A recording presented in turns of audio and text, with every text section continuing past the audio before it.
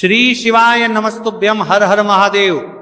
दोस्तों, जैसा कि आप सभी लोग जानते हैं कि 18 अक्टूबर 2025 शनिवार कार्तिक महीने में पड़ने वाली है धनतेरस। और हमारे हिंदू धर्म में धनतेरस बहुत ही बड़ा और विशेष महत्व होता है। और कार्तिक महीने का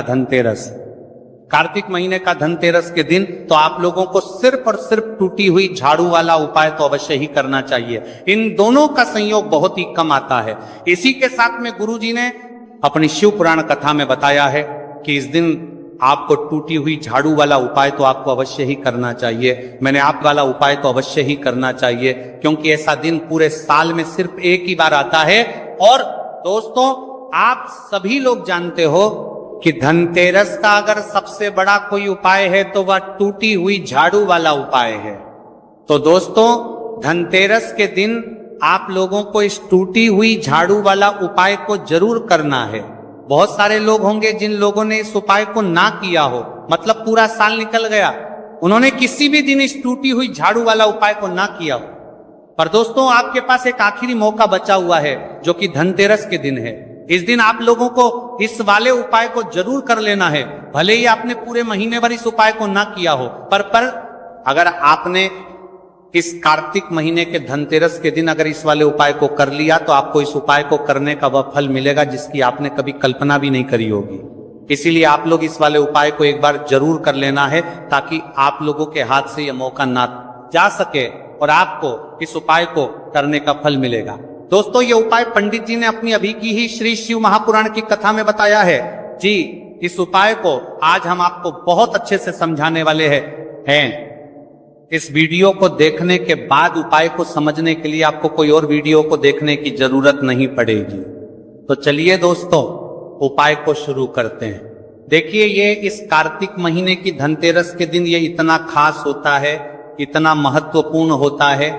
देखा गया है कभी कभी बड़े बड़े पूजा पाठ अनुष्ठान से जो मनोकामना पूर्ण नहीं होते, वहां कार्तिक महीने की धनतेरस के दिन एक छोटे से उपाय करने से ही आपकी मनोकामना पूर्ण हो जाती है। और बहुत सारे लोगों ने इस उपाय को किया भी है और उनको इस उपाय को करने का फल भी जरूर मिला है।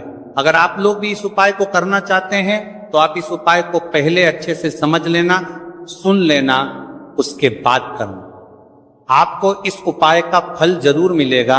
और इस उपाय को कर लेने से आपके घर में चाहे किसी भी प्रकार की दुख और समस्या क्यों ना चल रही हो, आपको उसका कारण भी नहीं पता है कि भाई ये समस्या किस कारण से चल रही है, उसका कुछ भी कारण हो सकता है। जैसे पितृदोष हो सकता है या किसी भी तरह का मंगल दोष भी हो सकता है। तो इस दिन आप लोगों को यह वाला उपाय कर लेना है। ये एक ऐसा उपाय है जिस उपाय को अगर किसी विशेष दिन पर किया जाए तो भाई उस विशेष दिन का जो है वो तो हमें मिलता ही मिलता है।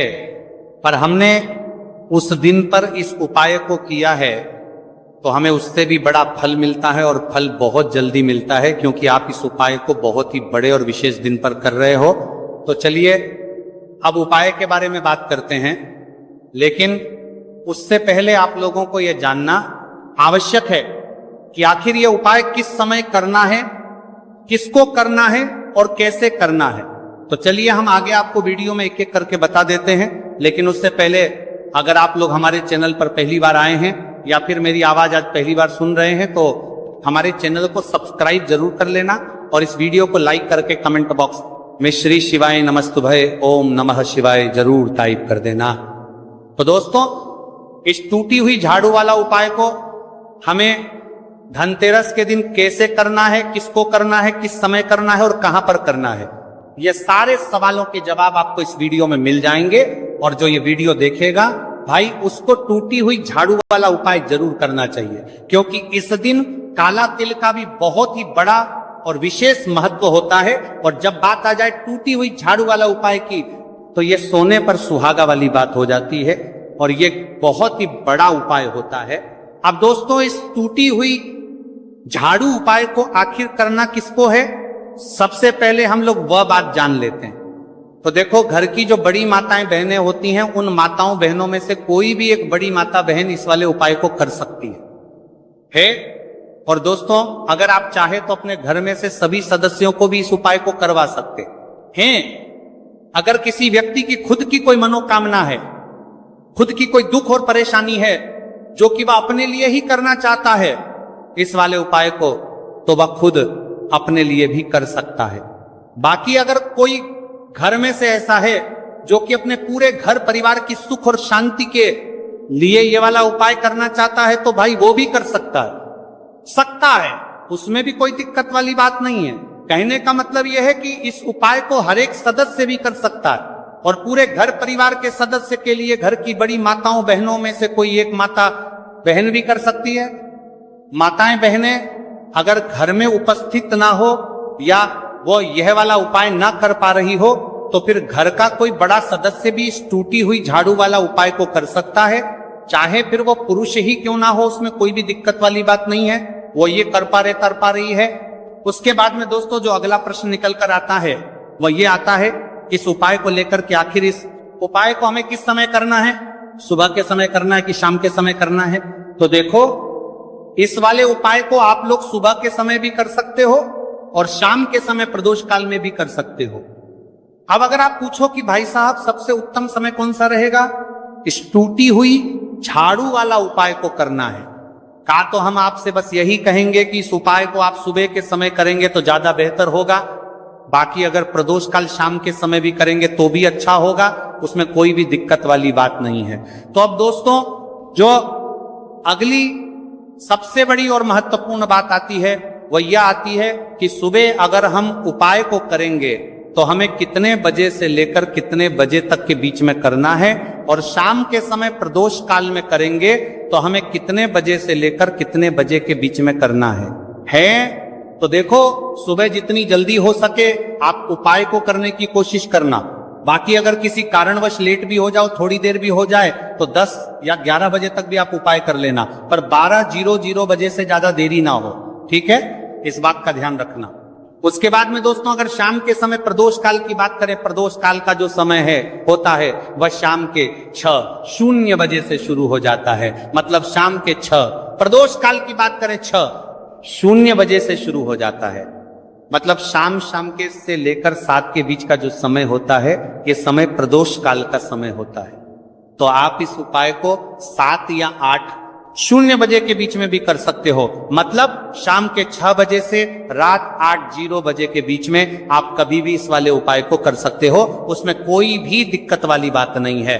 देखिए यदि हम किसी भी प्रकार के उपाय को निश्चित दिन और निश्चित तिथि पर करते हैं तो इसका हमें बहुत अधिक लाभ मिलता है और इन उपायों को करने के बाद हमारे जीवन में बहुत अधिक परिवर्तन आता है। साथ ही साथ ये जो ऊपर में परिवर्तन पाए आपके जीवन की सारी परेशानियों को और सारी बाधाओं को दूर करने वाले हैं। सबसे पहले आप सभी को धनतेरस, दीपावली एवं छठ पूजा की हार्दिक शुभकामनाएं। माता बहनों सोना चांदी नहीं खरीद सकते तो धनतेरस पर करें।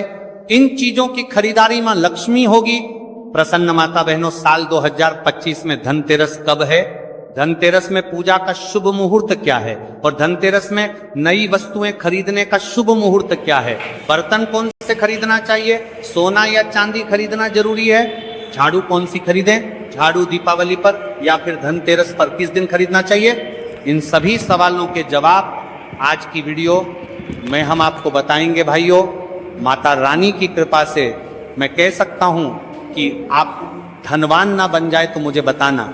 अगर आप इस वीडियो को पूरा देख लेंगे तो मेरा यकीन मानिए आपको दुनिया की कोई ताकत धनवान बनने से रोक नहीं सकती, क्योंकि माता लक्ष्मी स्वयं कहती है मैं उसी घर में जाती हूं जिस घर में ये 5 चीजें खरीदी जाती हैं। यानी कि धनतेरस पर आप 5 चीज खरीद कर जरूर ले आए, आपकी किस्मत बदल जाएगी, आपके जीवन से गरीबी हमेशा के लिए नष्ट हो जाएगी, आपके जीवन से 5 के 7 हमता के अंत खरीद करगी में सुख समृद्धि की प्राप्ति होगी, धन दौलत की प्राप्ति होगी।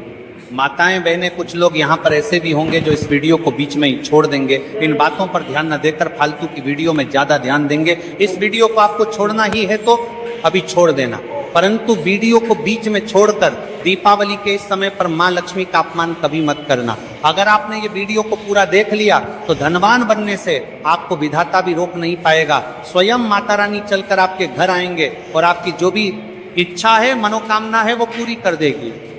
इसीलिए सच्चे हृदय से इस वीडियो को लाइक जरूर कर दीजिए और कमेंट बॉक्स में जय लक्ष्मी माता जरूर लिख दीजिए। देखिए साल 2025 में धनतेरस किस दिन मनाया जाएगा। इस दिन धन्वंतरी देव, लक्ष्मी जी और कुबेर महाराज की पूजा की जाती है। तो आइए जानते हैं धनतेरस पर शुभ मुहूर्त। दिवाली का त्यौहार हिंदू धर्म के प्रमुख त्योहारों में से एक है। हम सभी लोग दिवाली और उसके आसपास पड़ने वाले त्योहारों का पूरे साल भर इंतजार करते हैं। दिवाली को दीपों का त्योहार और रोशनी का त्योहार कहा जाता है। यह पर्व पूरे 5 दिन तक चलता है। दीपावली